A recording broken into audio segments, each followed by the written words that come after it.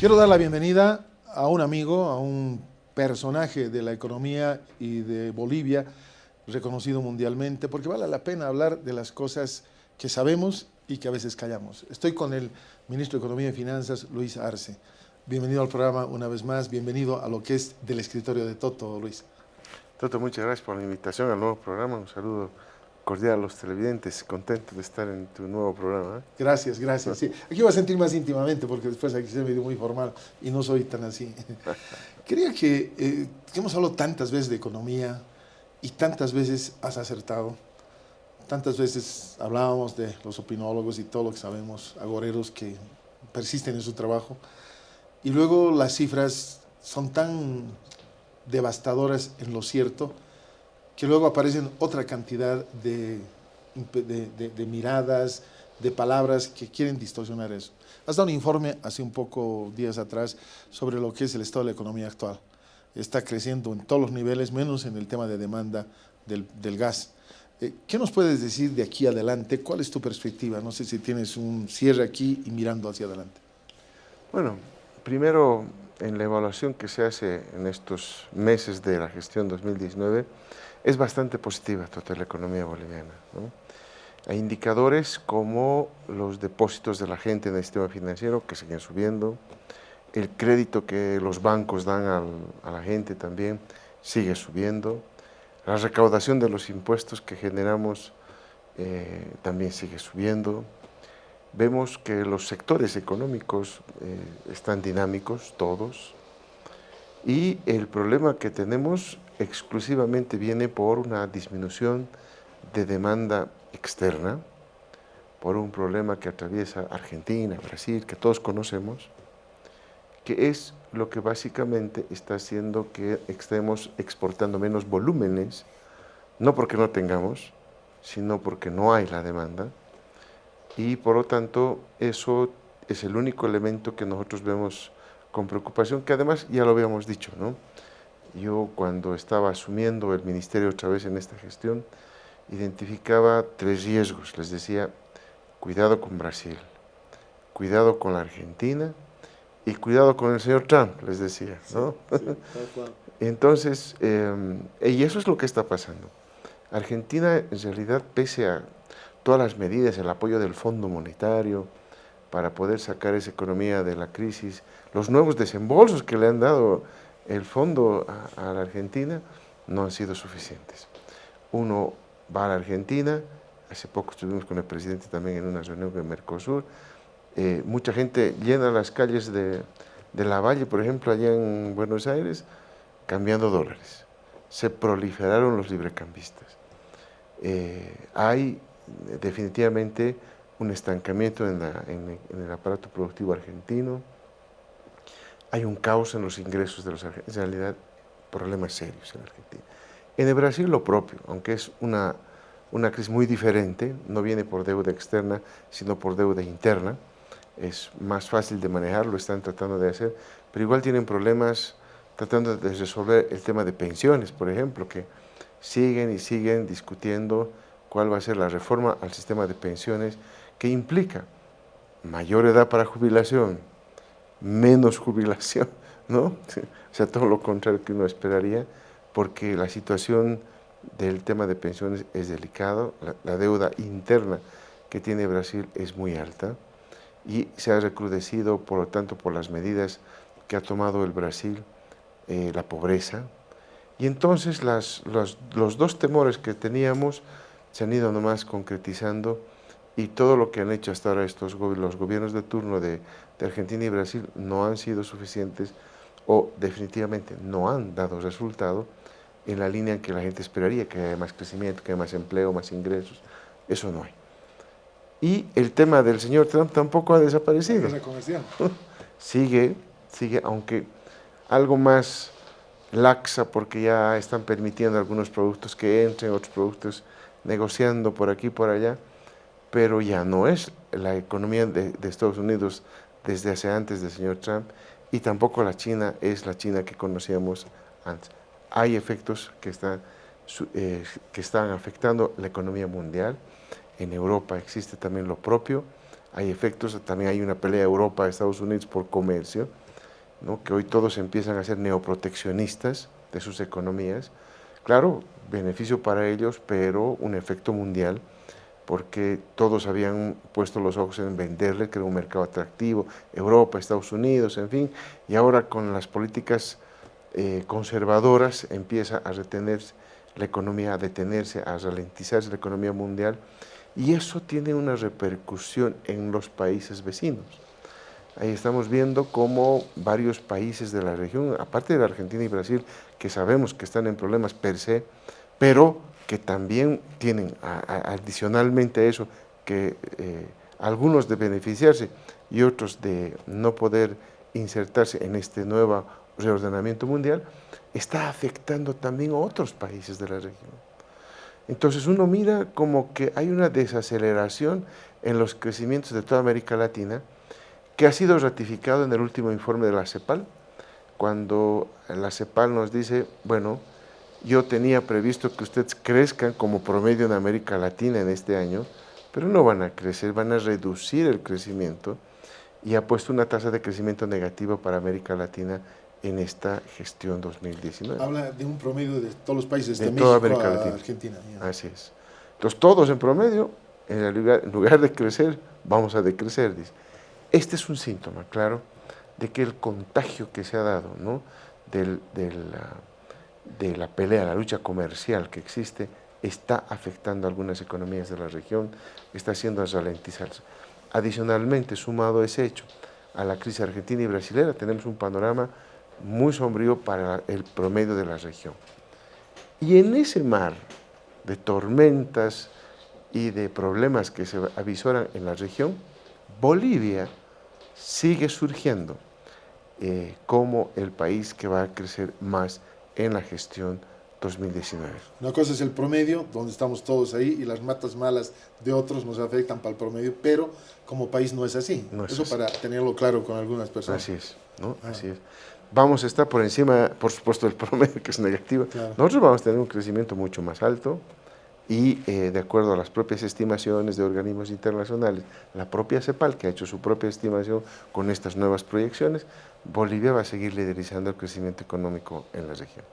Ese es un dato importantísimo, porque eso nos dice que el modelo está funcionando no solamente con precios bajos, sino con un torbellino internacional, que es esto de la guerra comercial entre Estados Unidos y China, que empieza ya a afectar ya no solamente a la China, a Estados Unidos o a Europa, sino que empieza a afectar a varios países del mundo. Ajá. Entonces, esto está mucho más complicado, por eso es que hasta el propio Fondo Monetario Internacional está preocupado por lo que está ocurriendo con la guerra comercial. Pero en fin, nosotros, ¿y qué va a pasar con nosotros? ¿Qué pasa con nosotros los bolivianos? ¿Estamos perdidos? Bueno, Bolivia seguirá liderizando el crecimiento económico, pese a una menor demanda de gas que nos están haciendo Brasil y Argentina, porque paulatinamente en la parte de hidrocarburos se están negociando algunos otros contratos, se está generando algunos nuevos proyectos donde vaya a demandarse el gas domésticamente, y que por supuesto eso va a generar una mayor producción de gas, ya no para exportación, para consumo interno, para exportar a ciertos sectores privados que quieren que el gas boliviano todavía llegue. Caso de Brasil, se negociará con la Argentina, en fin, varios mercados que se van a abrir y que se está trabajando también para que eso pueda diversificarse y de tal manera que este bajón de la demanda no se sienta tanto en el nivel de producción de gas. Pero lo cierto es que eso con el tiempo va a estar funcionando hasta que reaccionen los proyectos que tenemos ya en curso como gobierno nacional. Me estoy refiriendo al litio. El litio, el año 2022 ya arranca, ¿no? Ya va a empezar en funcionamiento, ya va a empezar a generar ingresos para el Estado con la exportación de litio y toda la gama de químicos que se va a producir consecuentemente del litio, porque no solamente es agarrar la sal, hacer la separación de carbonato de litio, cloruro de potasio y tenemos solo dos productos, no. Hay todo en el estudio que se ha hecho por parte de yacimientos del litio boliviano, tenemos ya muchos otros subproductos que son unos químicos, ¿no? magnesio, en fin, que van a empezar a generar la industria de la química básica en nuestro Ya no país. solo materia prima, digamos. Ya no solo. Va a industrializarse. Eso son insumos importantes. Eso es, por ejemplo, un insumo importante para medicamentos. Por lo tanto, ahí tendrá que el sector privado, y si no lo hace, lo hará el Estado, que genere toda la industrialización de esos subproductos que vayan a salir del litio. Lo propio ocurrirá con otro tipo de químicos que se han de producir, de elementos químicos que salen de la producción del litio, que serán incorporados en una fábrica de, por ejemplo, de pesticidas que estamos importando. Entonces entramos de ¿Baterías lleno. va a haber para Baterías más celulares? adelante, Más adelante, ¿no? Donde ya vamos a hacer dos cosas. Uno, dar un paso gigantesco para la industrialización del litio y con los recursos que se estima, y ahí no va a ser como el gas, que Bolivia es tomador del precio, con la reserva que se tiene en el litio, donde Bolivia es el de mayor reserva mundial, ¿eh?, de litio. Nosotros vamos a poder poner el precio, ¿eh? Vamos a ser fijador de precios en el mercado internacional por tener esa cantidad de reservas. Entonces ya no vamos a ser tomadores de precios, sino fijadores de precios. Ya la condición del país cambia.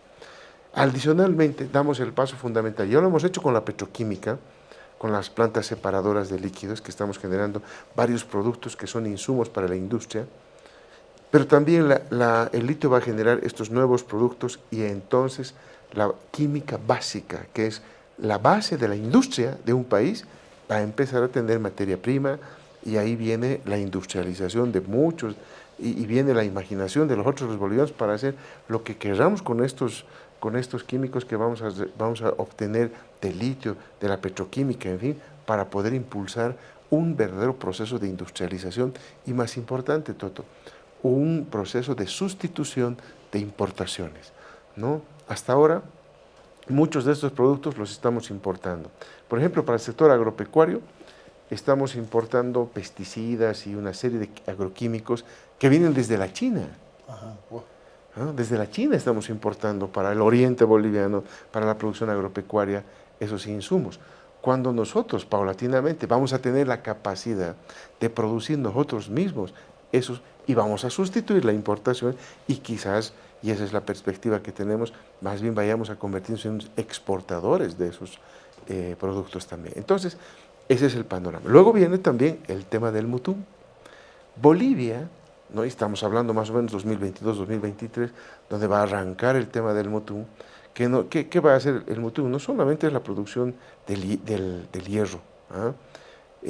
No, con la reducción del gas ahí nosotros vamos a obtener acero, por ejemplo, vamos a entrar en la producción de barras de acero, en fin, una serie de productos más acabados que nos van a permitir entrar a la era de la siderurgia. Entonces, ¿qué estamos vislumbrando ya? Un país que va a tener una industria del litio, al margen del gas y la industrialización del gas, que va a proseguir. Vamos a tener esta otra industria del hierro y la siderurgia. Por fin Bolivia va a entrar de plano a la era de la siderurgia. ¿Y por qué? La gente se preguntará, ¿por qué es tan importante hablar de la química básica, de la siderurgia? Porque en la experiencia de los países europeos y el propio Estados Unidos, la química básica y la siderurgia ha sido la base del proceso de industrialización de estos países, ¿ah? Por lo tanto, Bolivia, en otras palabras, Toto, va a entrar con la explotación de estas materias primas, con la industrialización de estas materias primas y los derivados que se produzcan, vamos a entrar en la era de la industrialización propiamente tal, que va a garantizar a los bolivianos ingresos, empleo y diversificación de la economía, que es lo que hemos ido trabajando durante todos estos años. O sea que vamos a tener una Bolivia, Toto, que la que siempre hemos soñado, diversificada. Que parecía tan imposible. ¿No? Que parecía tan imposible, y está a 2 años de acá. Dos cosas que voy a querer remarcar. Primero, hay un tema de los biocombustibles, que también creo que es algo que vale la pena destacar, porque primero hay un acuerdo con la empresa privada que Mucha gente se molesta y dice, ¿cómo es posible que la empresa privada apoye al gobierno y esté feliz? Debería estar en contra. ¿Qué ha pasado? Porque había una relación basada en producción, etcétera. Biocombustible es uno de los ejemplos. ¿Cómo ves esto? ¿Cómo ha ido esta, no alianza, pero este trabajo conjunto? Bueno, en realidad todo viene de la necesidad que tiene el país de producir líquidos para los vehículos, básicamente. Lo que tenemos hoy es un país donde somos gasíferos, tenemos gran cantidad de gas y cada vez YPF viene descubriendo más pozos de gas, donde tenemos más gas, pero el gas no entra directamente en los vehículos. El hidrocarburo más solicitado en nuestro país es el diésel y nosotros no producimos petróleo, de donde se deriva el diésel, producimos gas en muy poca escala. Como complemento a esa producción de gas tenemos algo de hidrocarburos, pero que no es suficiente para abastecer. Entonces, no podemos convertirnos en un país dependiente de la importación de diésel, de hidrocarburos y de la gasolina, porque no somos productores. Entonces, lo que se ha pensado poco a poco es empezar la sustitución de estos hidrocarburos.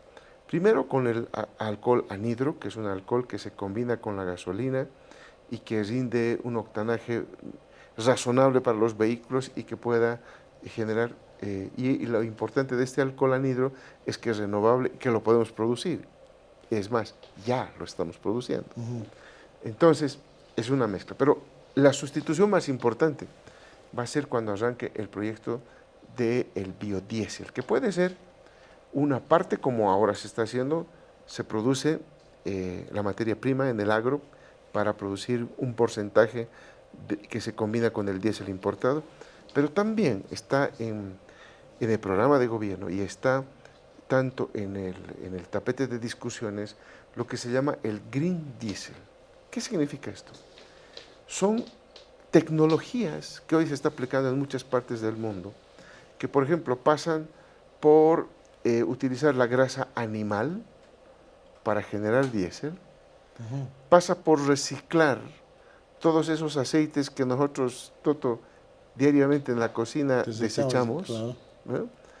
El diésel de los vehículos, que una vez que ya el motor ha ensuciado ese aceite, lo desechamos, y no hay un reciclaje de esos insumos, que la tecnología ahora, hay tecnología en Italia, hay tecnología en Alemania, que nos permitiría de esos líquidos y de esas grasas animales generar green diesel, un diésel renovable, un diésel que se puede utilizar.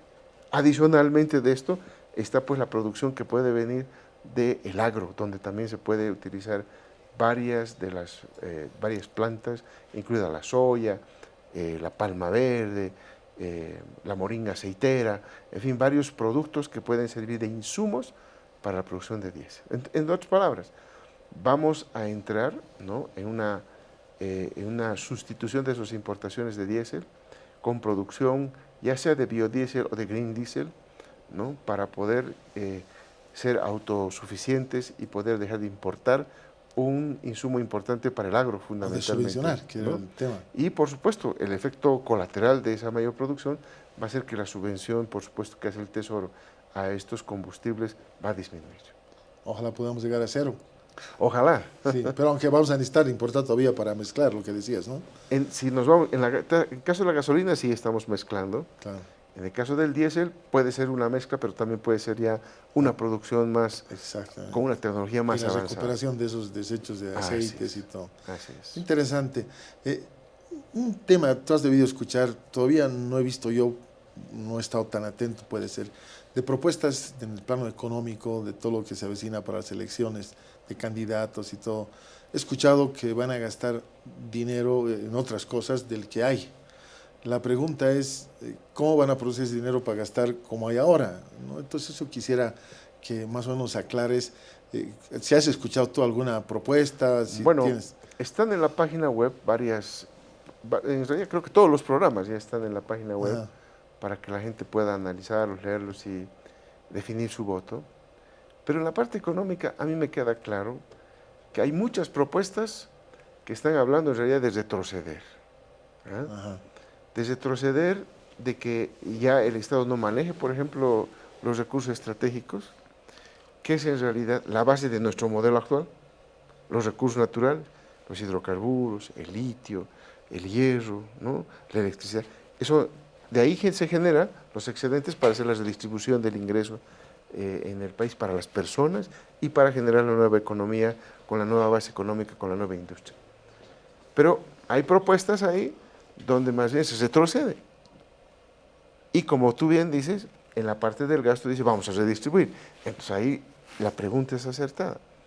¿Cómo? Retrocediendo, ¿no? Y cediendo nuestra producción otra vez al sector privado, ¿cómo piensan ellos generar más ingresos para hacer todas las políticas que quieren plantear ahí? Entonces, algo no cuadra, Claro. algo está mal, ¿no? Yo creo que ese es un tema que seguramente la población lo va a analizar cuando vaya leyendo los programas, pero en mi percepción no hay claridad de lo que nuevo que se quiere hacer y de dónde se van a sacar los recursos para hacer lo nuevo que plantean. En cambio, en el caso nuestro, está clarísimo. Yo acabo de mencionar ya los proyectos que no lo estamos planteando, sino ya están en curso, Claro. que son cosas... No son para campaña, digamos. No son para campaña, ya venimos haciéndolo desde muchos años atrás, porque eso tiene una particularidad. Estos grandes proyectos que generan muchos recursos para el Estado toman su tiempo, maduran con bastante tiempo, no solamente en la concepción, en la ejecución de los primeros años donde todavía no hay resultados, y después en los siguientes años poco a poco empiezan a haber resultados que son satisfactorios y que generan ya los ingresos que se ven esperados, pero hasta la concepción y la ejecución son bastantes años que se toma para llegar a eso. Y bueno, yo no sé si los 5 años de gobierno que proponen les va a alcanzar para poder hacer todo lo que están planteando. Casi de cero. La pregunta ahora es, estimado Luis, ¿has tenido oportunidad de estar en contacto con organismos internacionales? ¿Todavía has ido de visita porque te invitan de vez en cuando, que no se amplifica mucho, a organismos, a universidades, a todo? ¿Cómo has visto la reacción de la gente después de tantos años? Porque también afuera, dicen Bolivia siempre nos miraban, ¿no? Haití, Paraguay, Bolivia, o eso cambiaba a veces, pero siempre Haití abajo. Ahora lo ven arriba y han buscado 1000 explicaciones. Ya pasados 13 años casi, ¿verdad? ¿Qué es lo que has podido captar del impacto o de las recetas que te pedían? Porque te invitaban, recuerdo mucho de las veces que nos encontramos en el aeropuerto y dices, estoy yendo no a escuchar recetas, sino a darlas. ¿Qué ha pasado los años? ¿Qué dice la gente que era incrédula, la gente que miraba a los bolivianos como poca cosa? Bueno, están admirados de que tengamos un crecimiento sostenido, de que en las épocas en que cayeron los precios de los hidrocarburos, que para muchos economistas neoliberales ya era el acabose para el modelo nuestro, en realidad con caída de precios internacionales, de los minerales, de los hidrocarburos, Bolivia lideriza en estos 13 años de gobierno del presidente Evo, 6 años el crecimiento económico de la región. O sea, ya no es suerte, claro. Esto es algo que lo estamos haciendo bien y la gente afuera lo reconoce. Creo que afuera nos reconocen más lo que hacemos que aquí mismo en nuestro... Es lo que quería que remarcas, porque pasa eso. Y no lo digo porque soy un fanático de que todo vaya bien o el aprecio que te tengo, etcétera, el respeto que te tengo además por tu capacidad intelectual, etcétera, sino como boliviano. Lo que pasa es que a los bolivianos nos gusta que nos vaya mal, pareciese. Queremos que nos vaya mal y si nos va bien, le buscamos algo para que ese bien se vuelva mal. No sé, es un demonio para mí, algo así raro. ¿Cómo es la explicación? ¿Qué te dicen ahora que han pasado tantos años? Bueno, muchos países hablan del milagro boliviano. Yo tengo que aclarar que en realidad no es un milagro, sino que es un trabajo de varios años y el pueblo boliviano ha contribuido con la decisión de hacer un cambio no solamente de gobierno, sino de modelo económico, que ese modelo es el que todavía está dando vueltas en la región y en Sudamérica, el modelo neoliberal. Nosotros cambiamos el modelo. Y ellos admiran cómo han cambiado el modelo, ¿no? Y este resultado proviene de eso. Lo que más les llama la atención a ellos, porque ya el hecho de que Bolivia crece, todo el tiempo está en la punta de la tabla de posiciones en crecimiento económico, ¿no? En resultado, y sin gran endeudamiento, no tenemos el endeudamiento argentino, brasilero, no tenemos el endeudamiento argentino o uruguayo, por ejemplo, ni colombiano.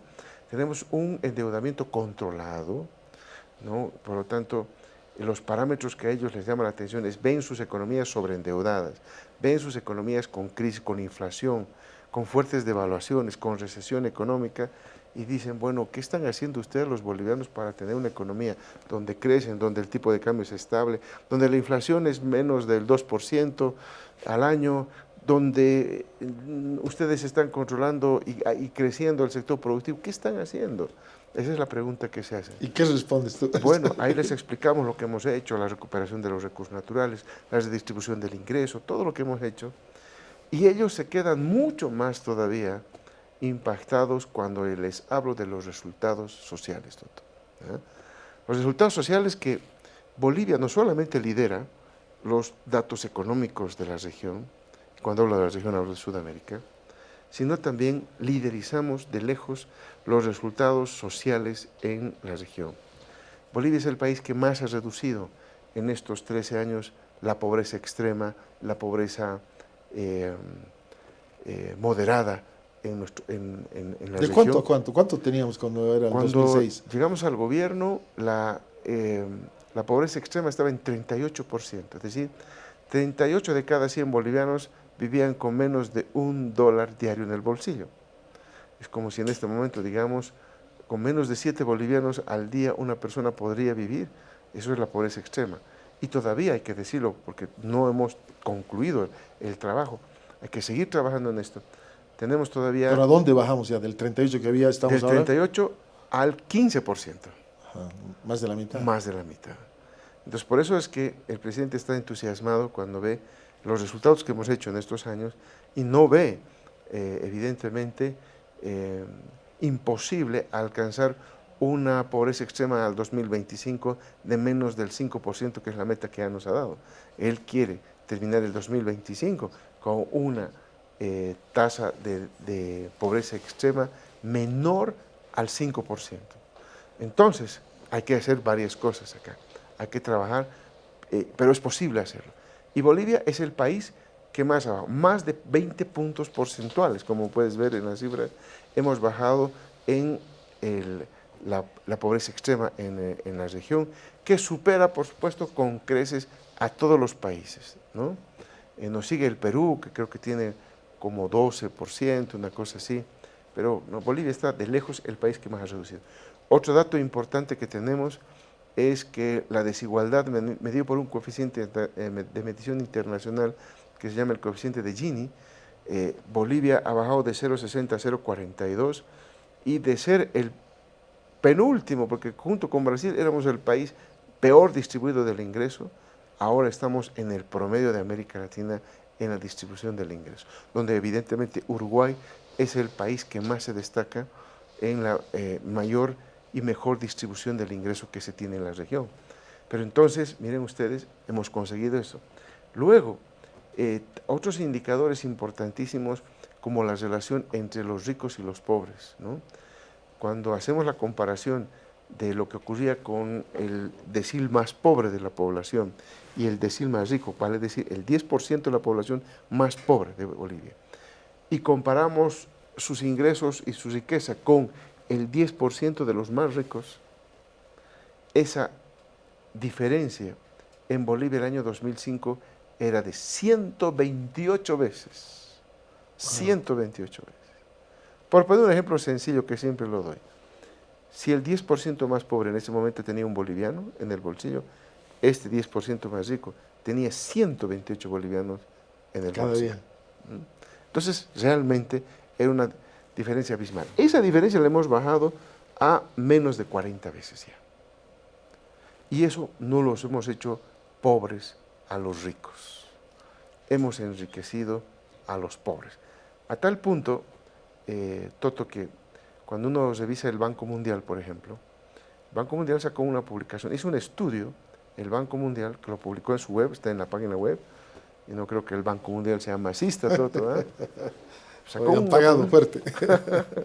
una publicación ahí que está en la web, donde ha hecho una evaluación de todos los países en desarrollo del mundo, ya no solamente de Sudamérica, de América Latina, sino del mundo. Y se ha preguntado y ha dicho, ¿qué país ha mejorado el ingreso del 40% más pobre de su país? Y ahí Bolivia tiene ya no un campeonato sudamericano, tiene un campeonato mundial. Bolivia es el país en el mundo que ha aumentado más el ingreso del 40% más pobre de su población. ¿Ah? Es un campeonato mundial. Claro. Eso lo están viendo nuestros investigadores en las universidades de los países vecinos, donde me invitan a dar charlas, lo ven los ministros de Economía de los países vecinos, porque son datos de organismos internacionales. Claro. Bolivia lidera eso. Y concluyo con un dato social más, que creo que es importante. Mire, son varios datos Claro. que te vengo No, dando. es que es importante, muy importante remarcar eso, pienso. El dato quizás más revelador del progreso que hemos tenido en materia de desarrollo económico y social en nuestro país, Toto. Un dato que nosotros los economistas llamamos la esperanza de vida. La esperanza de vida es cuántos años uno piensa vivir cuando nace, ¿no? Cuando nace un niño, uno dice, bueno, este niño va a vivir tantos años en cada país, de acuerdo a las condiciones. ¿Y qué indicadores marcan eso? Todos los países de la región de Sudamérica han subido la esperanza de vida, todos, absolutamente todos. Pero nosotros hemos hecho un cálculo a ver qué país es el que más ha incrementado la esperanza de vida de su población. Y Bolivia, nuevamente, otra medalla de Odesur, Toto, tenemos el crecimiento más alto de la esperanza de vida de la región. Para darte algunos ejemplos. El año 2005 la esperanza de vida nuestra en Bolivia era de 63.5 años. Lo redondearemos a 64 años. Un niño que nacía el 2005 tenía la esperanza de vivir hasta los 64 años, nada más. Muy por debajo de nuestra América del Sur. Hoy, el niño boliviano que nace este año, 2019 por ejemplo, Toto, tiene la esperanza de vivir hasta los 74 años. 10 años más. 10 años más. Hemos aumentado 10 años y no hay un solo país en la región que haya aumentado 10 años la esperanza de vida en estos últimos 13 años. Bolivia lo ha hecho. Y eso resume todo, porque ¿por qué el niño tiene una esperanza mayor de vida? ¿Ah? Porque ha mejorado su nivel de vida, su consumo interno, su alimentación, su salud, su educación, en fin, varios factores con respecto al niño que nacía el 2005. No quiero ni pensar, Toto, cuál era la esperanza de vida que teníamos nosotros cuando nacimos, cuando éramos niños, y nacimos, yo hace muchísimos años, por supuesto. Y un poco más que tú. ¿Cuánto era nuestra esperanza de vida? Pero hoy, los niños que nacen en nuestro país tienen una esperanza de vida hasta los 74 años, que ya nos vamos codeando con algunos países de la región, ¿verdad? Todavía no alcanzamos a países como Uruguay, ¿no?, que tienen una esperanza de vida bastante alta en la región, pero ya nos vamos codeando con algunos países como Paraguay, como Perú, como Ecuador, ¿no?, donde ya nos sentimos que ya no somos el último y de lejos, ¿no? Nos llevaban muchísima distancia. Ellos han subido a estos países 2 años, 3 años, a lo sumo, en todo este tiempo. Bolivia lo ha hecho en 10 años. Entonces la brecha que teníamos, que era una brecha muy grande, la hemos ido cerrando. La hemos ido cerrando porque hemos ido mejorando la calidad de vida de Bolivia. Esos son los datos que impactan a la sociedad, a los extranjeros cuando voy a dar estas charlas a universidades, cuando vamos a organismos internacionales, y ellos saben nuestra historia, ellos saben cómo éramos y cómo éramos categorizados en el pasado. Hoy no, hoy somos un ejemplo, hoy Bolivia es admirada por lo que estamos haciendo, porque es un trabajo que se ha hecho en muchos años con el logro, con resultados positivos, fundamentalmente para la población. Yo te agradezco muchísimo, realmente ilustra a todos, y ese demonio que llamo yo en Bolivia de que queremos verlo mal, tiene que morir. Quiero terminar con una pregunta. De todo lo que lees, te llega a ti, te informas de comentarios de economistas, de un nivel, de otro nivel, todo, que critican, que ponen números, que dicen esto no es así, que va así, que los préstamos son inmensos, que la deuda ha crecido, que la reserva... O sea, hay de todo. Tú que eres conocedor, ¿tienes alguna de esas opiniones que las has tomado en cuenta, dicho, esto es así, realmente van por buen camino, o la mayoría, el 99.9% son a matar, dando información incompleta, o manejando un solo dato para querer sacar una gran verdad cuando se necesita un grupo de datos más grande? ¿Cómo analizas eso? Honestamente, y como académico, Exactamente. Toto, a mí me hubiera gustado recibir críticas de cosas que estamos haciendo mal o de resultados que estén mal para que tomemos en cuenta y podamos mejorar. De todas las críticas que yo veo que se escriben, yo siempre divido básicamente en dos grupos grandes, ¿eh? Eso no te pregunta muy a menudo, por eso voy a prestar atención a lo que vas a responder. El primer grupo son de los viejos economistas neoliberales que estuvieron de presidentes del Banco Central, que estuvieron de viceministros en nuestra jerga actual, de capitalización cuando se estaban vendiendo las empresas El Estado. públicas, en fin, todos ellos que pertenecieron a los gobiernos del pasado, que solamente dicen mentiras o medias verdades que son mentiras enteras. ¿Ah? Claro. Porque la lógica de ellos es mentir, mentir, para que las mentiras en la cabeza de los bolivianos se hagan verdades, ¿no? Eso es lo que plantean.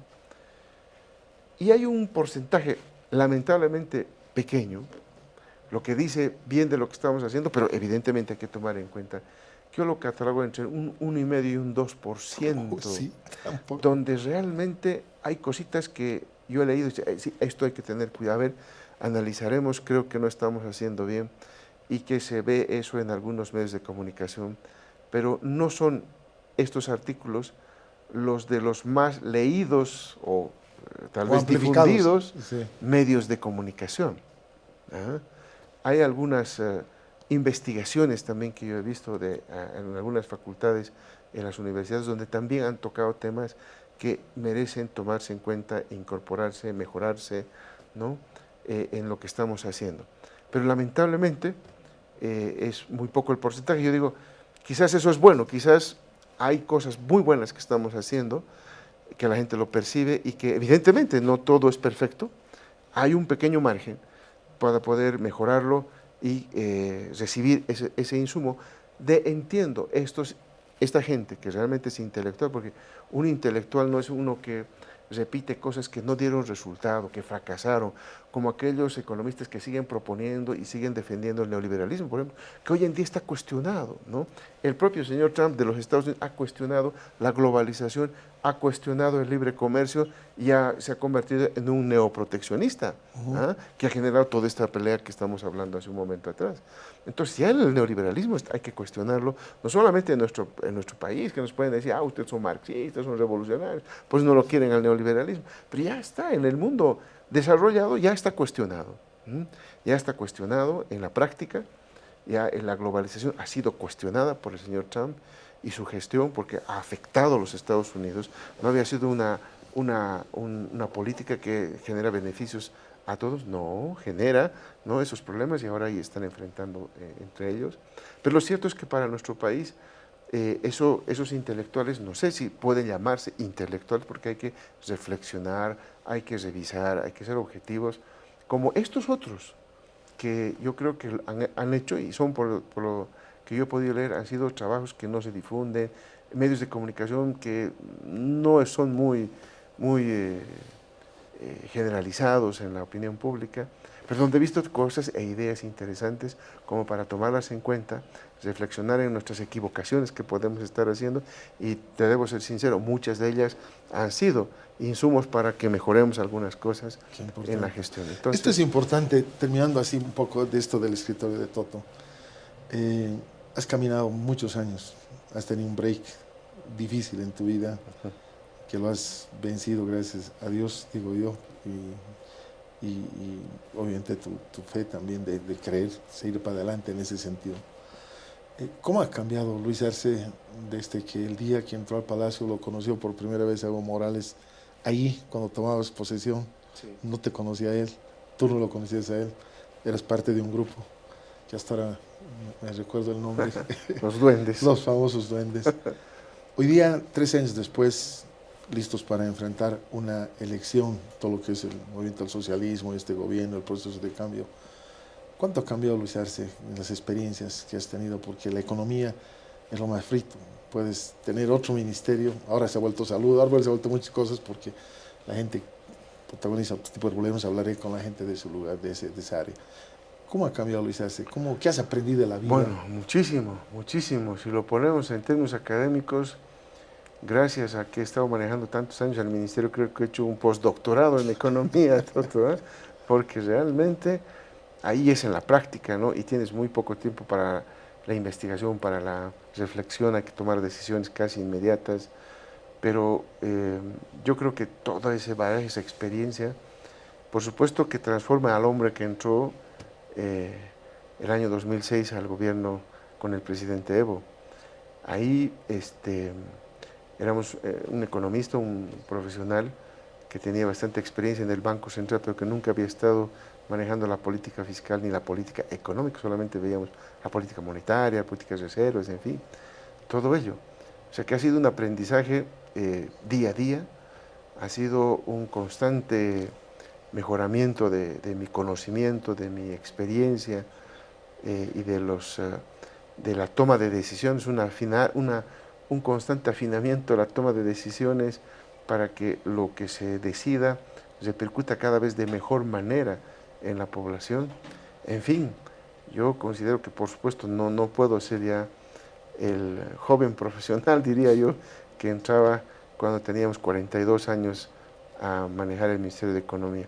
Yo creo que con los años que han pasado, e inclusive, como tú decías, los problemas de salud que yo he pasado, me han servido para ampliar mi visión mucho más allá de la que por supuesto tenía cuando salía el 2017 del Ministerio de Economía. La mentalidad productiva que no ha cambiado, que ha mejorado, el apuntar mejor, el afinar el lápiz, ¿no?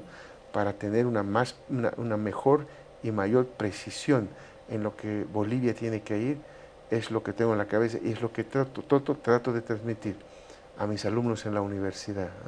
Esa visión, esa experiencia, yo la transmito a mis alumnos en la universidad, en las charlas que doy, donde invitan universidades públicas, privadas aquí en el país.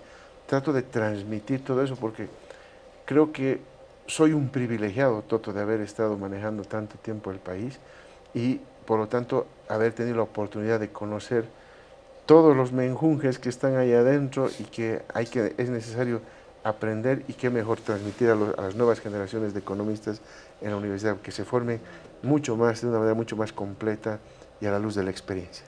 ¿Has cambiado? El Lucho del 2006 ahora tiene más ego, menos ego, más humilde, te ha quebrado, ese momento de salud te ha hecho pensar de otra manera, porque hay lecciones que se aprenden en el dolor, sí, claro que no sí. solo en las victorias.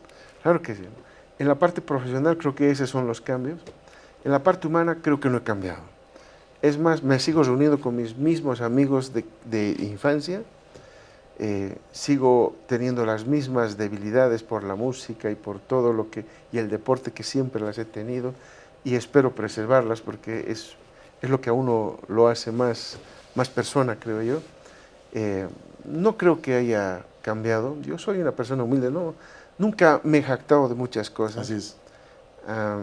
Pero creo que lo que yo he podido recorrer hasta ahora me da algo más de criterio para orientar a mis hijos, para dar algunos consejos más. No sé si es la edad o es todo lo que hemos venido avanzando que nos da estos elementos. Yo quiero agradecerte por la oportunidad de una amistad que no tiene que ver con la política, tiene que ver con Bolivia, ¿no? Que has sido siempre gentil conmigo desde que has empezado a abrir las puertas para tener este diálogo. Pablo piensa que yo me reúno contigo todos los días o que almuerzo cada día con el presidente, me miran eso porque he visto conocer a la persona, ¿no? Hay logros que se hacen y a veces hay batallas difíciles. Y me ha gustado mucho tu actitud de verte en las difíciles, recibiendo lo que uno puede dar poquito, un mensajito pequeño, lo que sea. Y en general con la gente que hablo, te reconocen como maestro, tienes discípulos que te siguen alrededor porque tienes un equipo. Y eso es bueno, y eso quería destacar, porque del escritorio de Toto no solo es hablar de números, de frialdad, de un trabajo, sino el valor de la persona, porque seguirá siendo Luchito Arce ahora, mañana y hasta Y que cuando nos diga, estemos ¿verdad? más viejitos, Toto, Claro, cobrando la renta dignidad. ¿Verdad? Así que ahí te invito para saludar a Bolivia y decirle algo en este momento donde mucha gente a veces no te va a entender, ningún trabajo lo te va a entender la gente. Te lo digo en mi lado, Seguro, que soy de otra seguro manera que del tuyo y cada uno, y lo que usted está luchando en su casa. Pero ahí está Bolivia escuchándote, de verdad, este programa. No, muchas gracias, David, por la oportunidad, Toto. Para mí es un placer siempre estar aquí dialogando contigo y compartiendo estas ideas con la población, con los televidentes. Pero yo creo que el mejor compromiso que uno tiene es seguir aportando, seguir trabajando por el país, porque hay todavía mucho por hacer. Yo siempre que amanezco digo, pucha, y ahora hay que hacer esto, esto.